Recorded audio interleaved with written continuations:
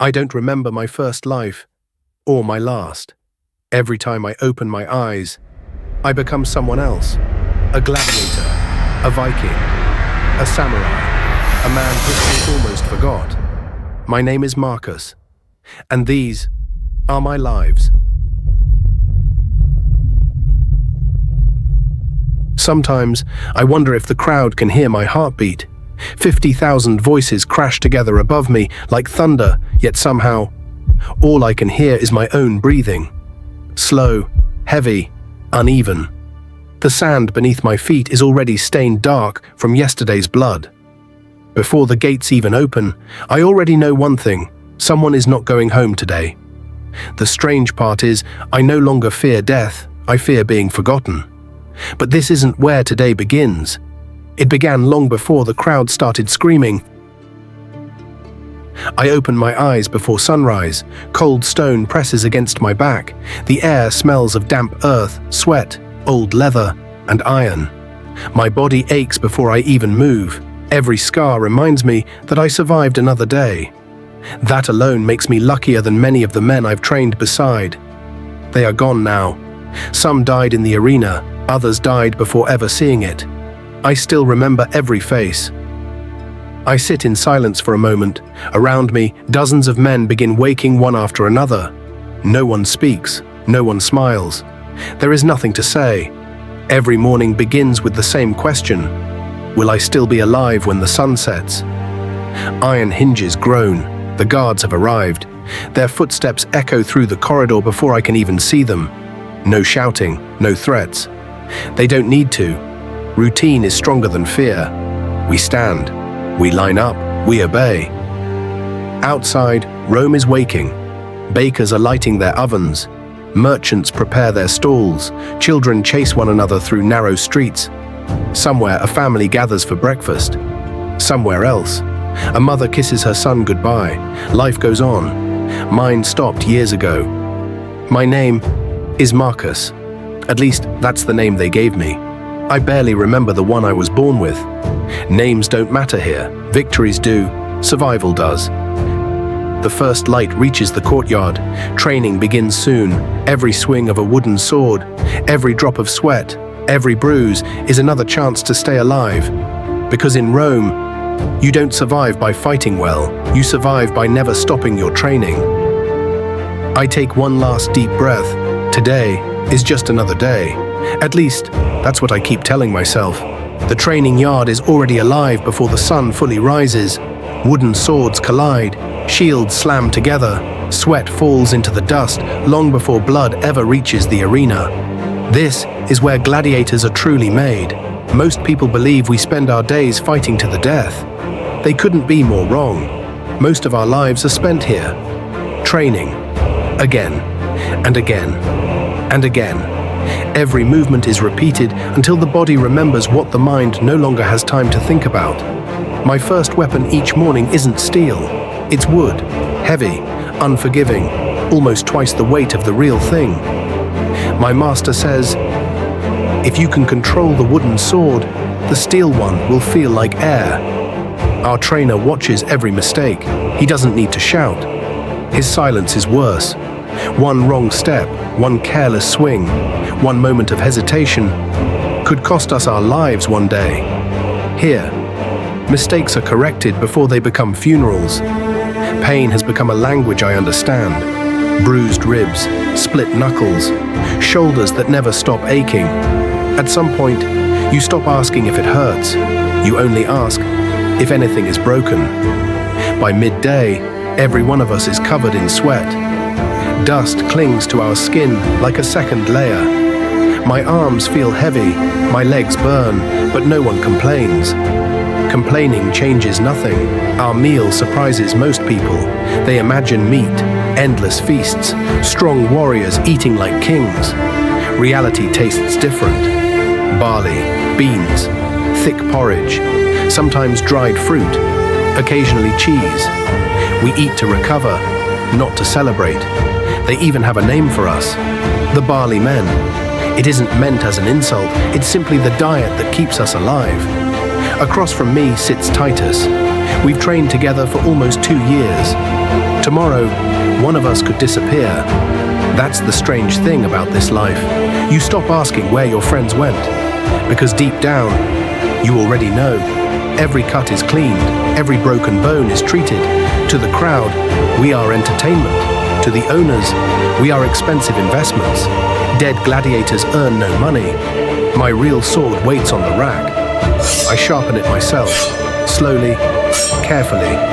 Not because I enjoy killing, but because a dull blade makes death slower for everyone. Sometimes, when the wind is quiet, I can hear the crowd inside the Colosseum, laughing, cheering, betting on men they've never met. They see legends. I see fathers, brothers, sons, men trying to survive one more sunset. Then the horn sounds. Everything stops. Conversations fade. Even the birds seem to fall silent. We all know what that sound means. Someone has been chosen. I wipe the dust from my hands. My heart begins to race, not because I'm afraid, but because I already know.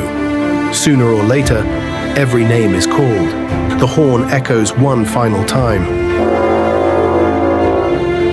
No one speaks anymore. We don't need to. Every man standing here knows exactly what comes next. One by one, our names are called. Some close their eyes, some whisper prayers, some stare at the floor. A servant tightens the leather straps around my armor. My shoulder still aches from yesterday's training. He notices. He says nothing. I pick up my helmet. I've carried this helmet so many times, yet somehow, today it feels heavier. My sword slides into my hand. Cold, familiar, honest. Steel never lies. Men do. The tunnel beneath the arena is darker than night. Torches flicker against the stone walls. Every step echoes. Every heartbeat grows louder. I can smell burning oil, wet sand, and blood, fresh blood. Somewhere ahead, another gate opens. Another gladiator walks toward his own fate. We never look at each other. There is no hatred, only understanding. Because today, one of us will survive. And one of us may become nothing more than another story whispered in the barracks. Then, the light appears, so bright it almost hurts. After hours beneath stone, the sun feels unfamiliar. The roar hits me first. 50,000 people, cheering, laughing, screaming my death before they've even seen my face. I step forward. The sand is warm beneath my feet.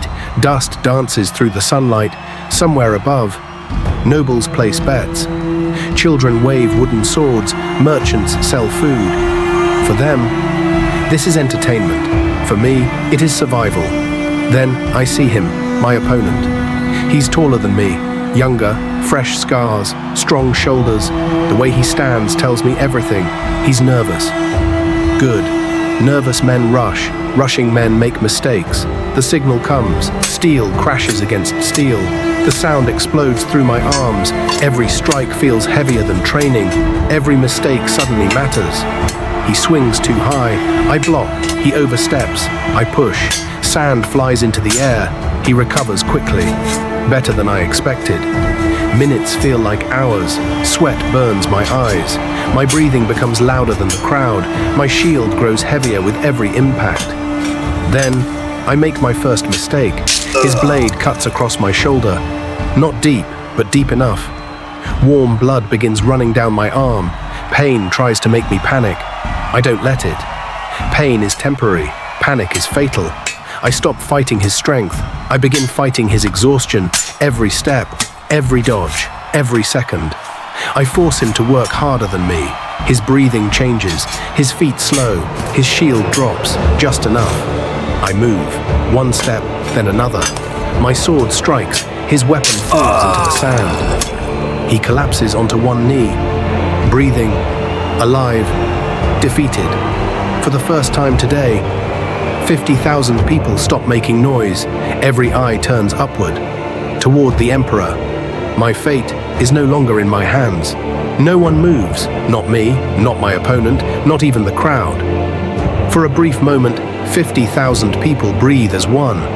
I don't look at the man beneath my sword. I look only toward the Emperor. because his decision matters more than my victory. Every heartbeat feels louder than the crowd. One gesture decides whether a man walks home or never leaves this arena. The emperor lowers his hand and grants mercy. My opponent will live, not because he defeated me, but because today, Rome has seen enough blood. I lower my sword. The crowd erupts once again. Some cheer, some curse, others wanted death. Entertainment rarely agrees with mercy. The guards carry him away, still breathing. Tomorrow, he may stand beside me once again. As quickly as the arena embraced me, it forgets me. Another fight begins. Another crowd gathers. Another man enters the sand. Rome never stops watching. The silence beneath the arena feels strange now.